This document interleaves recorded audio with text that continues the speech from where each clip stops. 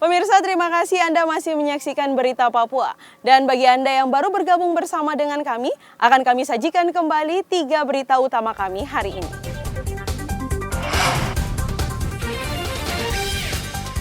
Ratusan pendukung Bupati Mamberamo Tengah berunjuk rasa menolak KPK hadir di Mamteng.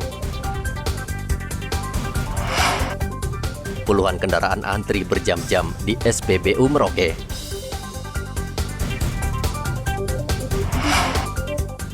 Gelar Operasi Patuh tahun 2022, polisi tilang ratusan kendaraan di sejumlah kabupaten.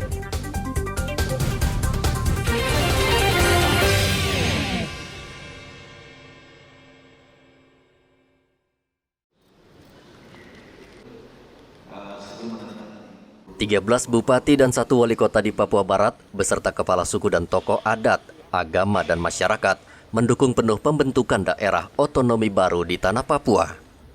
Dukungan itu disampaikan dalam raker bupati dan wali kota seprovinsi Papua Barat yang digelar di gedung PKK Arfai, Manokwari.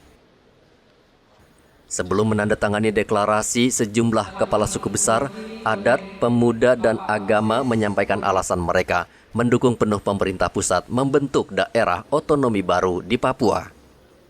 Menyampaikan kepada masyarakat Papua Barat bahwa mari kita mendukung pemerintah atas program Undang-Undang Otsus Jilid 2 harus dilaksanakan.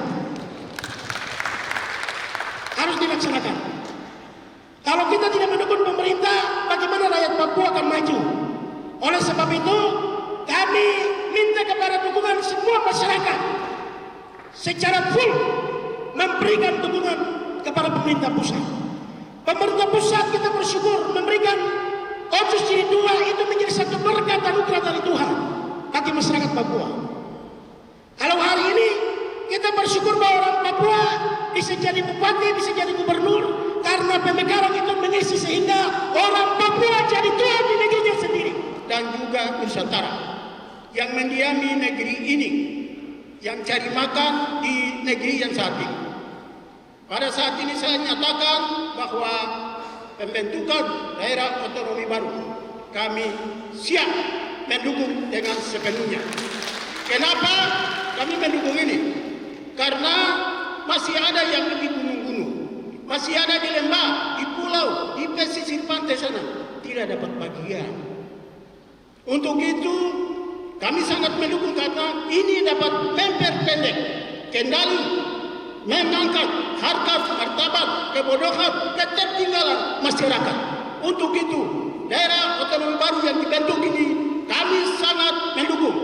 Saya atas nama kepala suku mengucapkan terima kasih untuk pemerintah Republik Indonesia, untuk Bapak Presiden Republik Indonesia yang membuat otonomi khusus ini dan menyatakan menyetujui dan mengesahkan itu di Jakarta. Hari ini kami boleh ada di sini karena kami semua yang hadir ini tidak mungkin kami berebut nasi satu piring itu. Nasi satu piring itu kami rebut itu kan tidak cukup.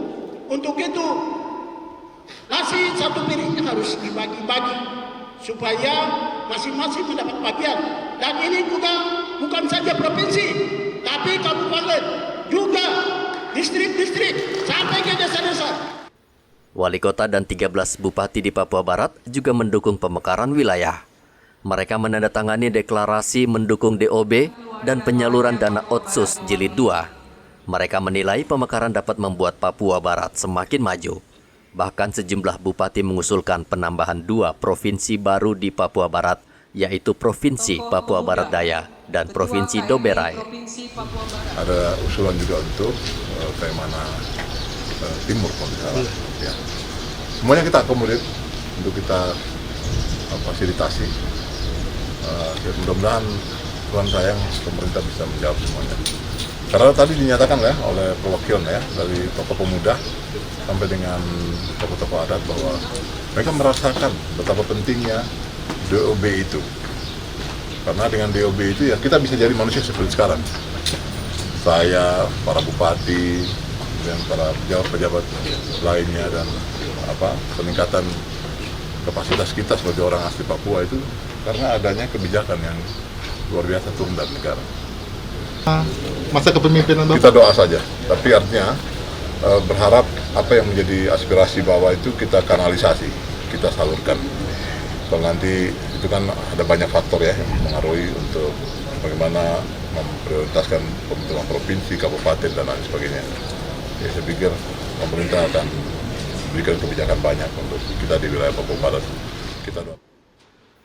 Penjabat Gubernur Papua Barat, Paulus Waterpauw, berjanji akan membawa aspirasi warga ke pemerintah pusat agar kebijakan ini bisa segera direalisasi. Pemerintah pusat bersama DPR RI saat ini tengah membahas anggaran untuk 3 daerah otonomi baru di tanah Papua. Edi Musahidin melaporkan dari Manokwari, Papua Barat.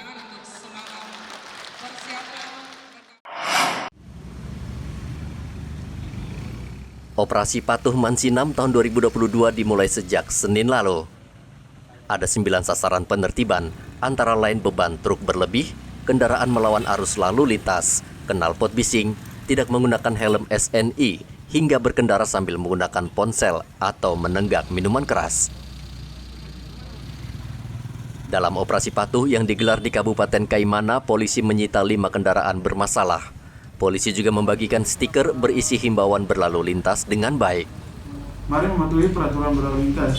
Jadi jangan sampai ada petugas baru mau menggunakan helm. Jadi intinya operasi patuh ini untuk meningkatkan kepatuhan masyarakat dalam tertib berlalu lintas. Jadi masyarakat tertib pada saat mengemudikan kendaraan bermotor di jalan dengan cara apabila menggunakan kendaraan bermotor roda 2 wajib menggunakan helm. Kemudian pada saat mengemudikan kendaraan bermotor roda 4 wajib menggunakan safety belt. Terus pada saat mengemudikan kendaraan bermotor tidak diperkenakan untuk menggunakan handphone, atau pada saat bawa kendaraan ada menerima telepon atau ada sambil menelpon. Nah, itu termasuk dalam sasaran operasi ini.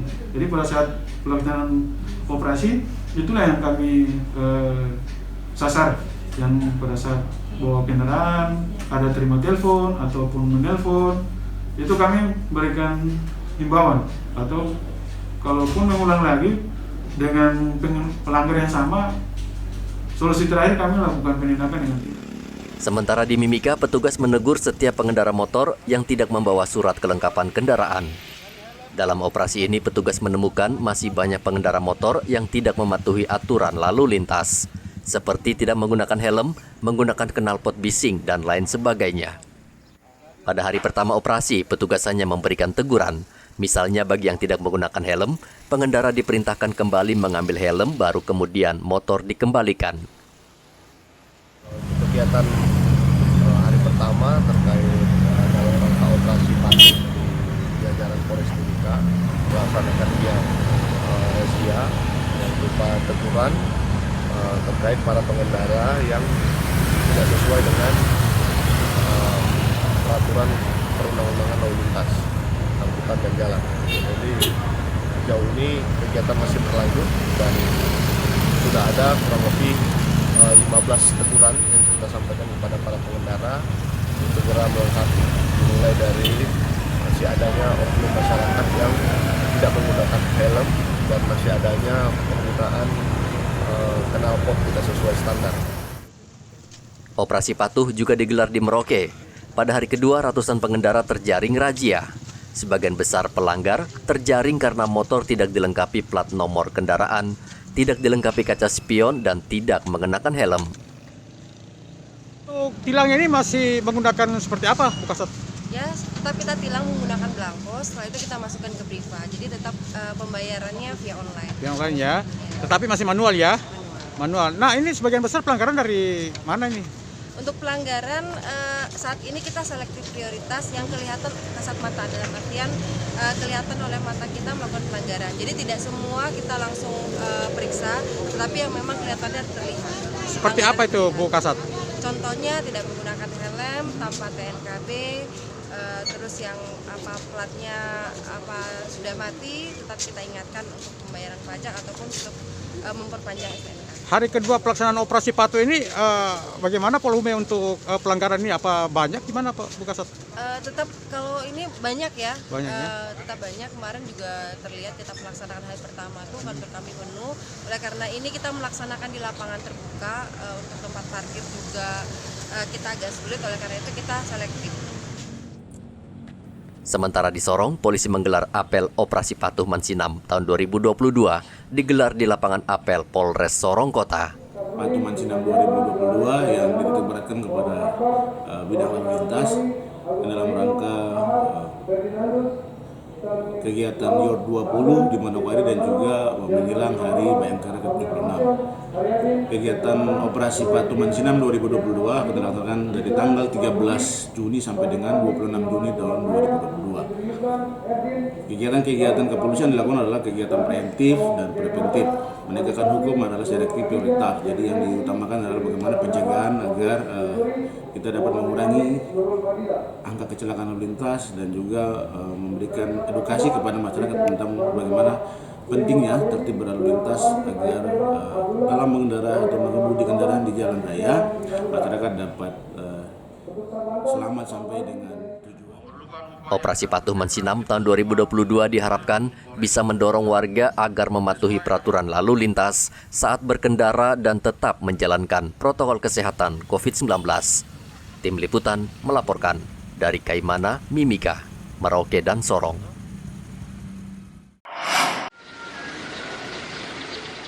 Satgas Penanganan COVID-19 Papua Barat mencatat terjadi peningkatan kasus di Kabupaten Teluk Bintuni dalam sepekan terakhir. 37 orang terpapar COVID-19 dalam sepekan terakhir di Teluk Bintuni. Sebagian besar yang terpapar adalah karyawan perusahaan.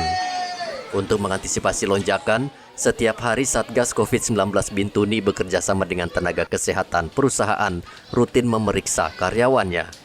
Satgas COVID-19 Papua Barat meminta masyarakat segera divaksin untuk memperkuat kekebalan tubuh agar terhindar dari penularan COVID-19. Dari 37 itu sebagian besar itu dari BP.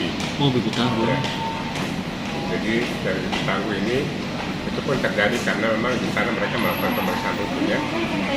Jadi pemeriksaan rutin karyawan yang baru pulang dari cuti, kemudian masuk kembali ke tempat kerja itu diwajibkan untuk melakukan pemeriksaan. Dan kemudian kalau mereka yang diperiksa itu positif, maka mereka akan melakukan pemeriksaan bagi kontak dekatnya. Ya. Jadi ketangkap di kemungkinan.